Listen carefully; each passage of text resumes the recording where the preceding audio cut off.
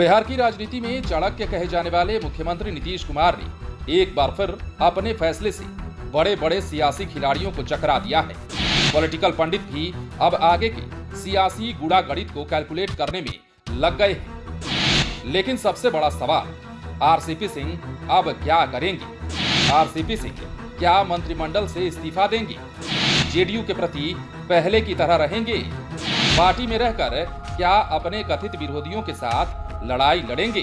साथ ही सबसे बड़ा सवाल ये भी कि नीतीश कुमार पूरे मामले को कैसे डैमेज कंट्रोल करेंगे। हालांकि आरसीपी सिंह ने पटना में मीडिया के सामने कई सारी बातें रखी। उन्होंने इस दौरान अपनी बातों को मजबूती से रखा भी। आरसीपी सिंह की पीसी में सबसे बड़ी बात ये कि उन्होंने अपना बीजेपी प्रेम को दर्शाया भी। पॉलिटिकल एक्सपर्ट की माने तो उनके बॉडी लैंग्वेज से साफ लग रहा था कि वे आसानी से केंद्रीय मंत्रिमंडल से इस्तीफा नहीं देने वाले हैं। यानी मंत्री पद छोड़ने के पहले कुछ नेताओं को बेनकाब जरूर करेंगे। यही वजह रही कि आरसीपी सिंह ने मंत्री पद को लेकर पीएम नरेंद्र मोदी के हवाले अपनी बात कर दी। और आपको पता ही है कि जेडीयू के राष्ट्रीय अध्यक्ष ललन सिंह ने भी आरसीपी सिंह के मंत्री पद वाले मुद्दे को लेकर गेंद पीएम मोदी के पाले में ही फेंक दी थी। आरसीपी सिंह को जेडीयू ने भले ही बेटिकट कर दिया, लेकिन पार्टी की ये बेरुखी एक दिन या एक माह की नहीं है। जिस दिन से आरसीपी सिंह ने दिल्ली की राह पकड़ी, तब से नीतीश कुमार से उनकी दूरियां बढ़ती चली गई। आपको याद होगा, जब नरेंद्र मोदी की कैबिनेट का विस्तार हो रहा था, तब इसमें जेडीयू की ओर से भागीदारी करने की बात कही गई थी। साथ ही इसमें यह भी कहा गया था कि जेडीयू कोटे से 2 मंत्री शामिल होंगे। दरअसल उस समय पार्टी के राष्ट्रीय अध्यक्ष के पद पर आरसीपी सिंह ही थे और नीतीश कुमार ने आरसीपी को राष्ट्रीय अध्यक्ष की हैसियत से कैबिनेट विस्तार को लेकर बातचीत करने के लिए अधिकृत किया था। अंतिम क्षण तक लोगों को लग रहा था कि आरसीपी सिंह के अलावा ललन सिंह भी मंत्री बनेंगे, लेकिन जब शपथ ग्रहण हुआ तो केवल आरसीपी सिंह ही जेडीयू कोटे से मंत्री बन गए। जेडीयू की ओर से आरोप लगता रहा कि वे एक ही सीट पर सहमत होकर खुद मंत्री बन गए, जबकि इसकी एक सीट को लेकर नीतीश कुमार ने कैबिनेट में शामिल होने से इनकार कर दिया था। फिर से एक ही सीट मिलने से जेडीयू की खूब किचकिच हुई थी। हालांकि आरसीपी सिंह ने हर बार सफाई दी कि वे बिना नीतीश कुमार की सहमति के मंत्री नहीं बने हैं और उन्होंने एक बार फिर से अपने पीसी में इस बात को दोहरा भी दिया। वे इसके पहले सवाल दागते हुए ये भी कहते रहे कि अगर उनके दल का कोई सांसद केंद्र में मंत्री बनेगा तो क्या ये बगैर दल की सहमति के संभव हो पाता है। पॉलिटिकल एक्सपर्ट भी विवाद का असली मुद्दा इसे ही मानते हैं। कहा जाता है कि इससे नीतीश कुमार अंदर से काफी मर्माहत हुए हैं, क्योंकि कैबिनेट में शामिल होने को लेकर आखिर कौन सही बोल रहे हैं। इसके बाद ललन सिंह काफी नाराज हुए। कहा जाता है कि इसी मंत्री पद की वजह से नीतीश कुमार को डैमेज कंट्रोल करना पड़ा। बाद में राष्ट्रीय अध्यक्ष की कुर्सी को आरसीपी सिंह ने छोड़ा और वो अध्यक्ष वाली कुर्सी ललन सिंह को मिल गई। ललन सिंह और आरसीपी सिंह जब दोनों अपने अपने पद संभालने के बाद पटना पहुंचे तो दोनों की सियासी ताकत और शक्ति प्रदर्शन को पूरे बिहार ने देखा। बाद में इसे लेकर कई बार गुटबाजी भी देखने को मिली। कभी सदस्यता अभियान को लेकर तो कभी भोज देने को लेकर भी वाद विवाद होता रहा। पॉलिटिकल एक्सपर्ट की माने तो ललन सिंह और आरसीपी सिंह के बीच धीरे धीरे गुटबाजी बढ़ती ही चली गई। बाद में ललन सिंह भारी पड़ने लगे। वहीं आरसीपी सिंह का बीजेपी प्रेम भी जेडीयू नेताओं को खटकने लगा था। लेकिन ये गुटबाजी यूपी चुनाव के वक्त और अधिक बढ़ गई थी। दरअसल राष्ट्रीय पार्टी बनने के लिए जेडीयू को अन्य राज्यों में भी पार्टी विस्तार करना होगा और इसी को टारगेट करते हुए जेडीयू ने यूपी में भी चुनाव लड़ने का फैसला किया था। यूपी चुनाव के पहले पटना में जेडीयू राष्ट्रीय कार्यकारिणी की बैठक हुई। इस बैठक में आरसीपी सिंह भी शामिल हुए थे।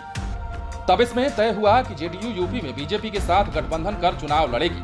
आधिकारिक तौर पर मंच से ये कहा गया था कि आरसीपी सिंह इसके लिए बीजेपी के साथ बात करेंगे। आरसीपी सिंह ने कई बार इसके लिए जेडीयू नेतृत्व से थोड़ा समय उपलब्ध कराने की बात कही, पर बात बनी नहीं। बाद में ललन सिंह ने इसे लेकर आरसीपी सिंह पर ठीकरा फोड़ दिया। इशारों ही इशारों में कहा गया कि उन्हीं की वजह से यूपी में बीजेपी के साथ गठबंधन नहीं हुआ, जेडीयू को अंधेरे में रखा गया। पॉलिटिकल एक्सपर्ट मानते हैं कि उसी समय तय कर लिया गया कि अब और अनदेखी नहीं की जाएगी। यहीं से आरसीपी सिंह को तीसरी बार राज्यसभा नहीं भेजे जाने का प्लॉट बनने लगा। एक बार फिर से जब आरसीपी सिंह पटना में प्रेस कॉन्फ्रेंस कर रहे थे तो उनकी बॉडी लैंग्वेज और बीजेपी के प्रति प्रेम भी खूब देखने को मिला। मीडिया ने जब उनसे सवाल किया कि क्या आप इस्तीफा देंगे, तब उन्होंने साफ कहा कि ये प्रधानमंत्री नरेंद्र मोदी का विशेषाधिकार है और ये मामला उन्हीं का है। हालांकि उन्होंने अपने पीसी में ये भी दिखाने की कोशिश की कि वे नीतीश कुमार के प्रति अपार स्नेह रखते हैं और जेडीयू की उनकी पार्टी है। उन्होंने ये भी कहा कि नीतीश कुमार से उनका रिश्ता करीब 25 सालों का है। जेडीयू के लिए वे लंबे समय तक संगठन को मजबूत करने का काम कर चुके हैं। आगे भी वो पार्टी के लिए अपनी भूमिका निभाते रहेंगे।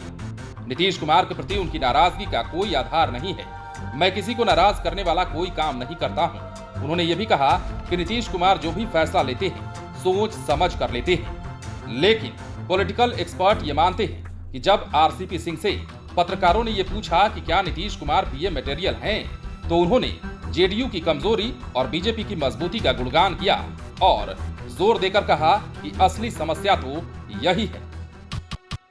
इन सब के बावजूद सवाल अब भी यही है कि आखिर आरसीपी सिंह करेंगे क्या, क्योंकि जिस तरह से कई मुद्दों पर जेडीयू और बीजेपी के बीच टकराहट चल रही है, चाहे जातीय जनगणना का मुद्दा हो या फिर जनसंख्या नियंत्रण कानून की बात हो अथवा अजान और लाउडस्पीकर की पॉलिटिक्स हो या फिर स्पेशल स्टेटस का मुद्दा हो, इनसे जेडीयू कभी समझौता नहीं करने वाली है। ऐसे में आरसीपी सिंह का बीजेपी प्रेम किस कदर जेडीयू नेताओं को पचेगा, ये आने वाले समय में पता चल जाएगा। बहरहाल कल जेडीयू के राष्ट्रीय अध्यक्ष ललन सिंह ने भी इशारों में समझा दिया कि जेडीयू में एक ही खेमा है और वो है नीतीश कुमार का।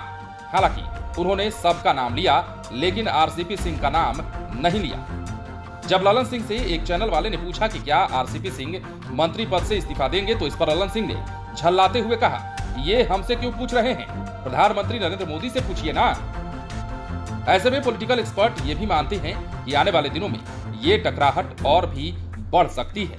हालांकि बीजेपी 2024 के चुनाव और इसी साल होने वाले राष्ट्रपति चुनाव को देखते हुए लड़ाई को बढ़ाने के मूड में नहीं दिख रही है।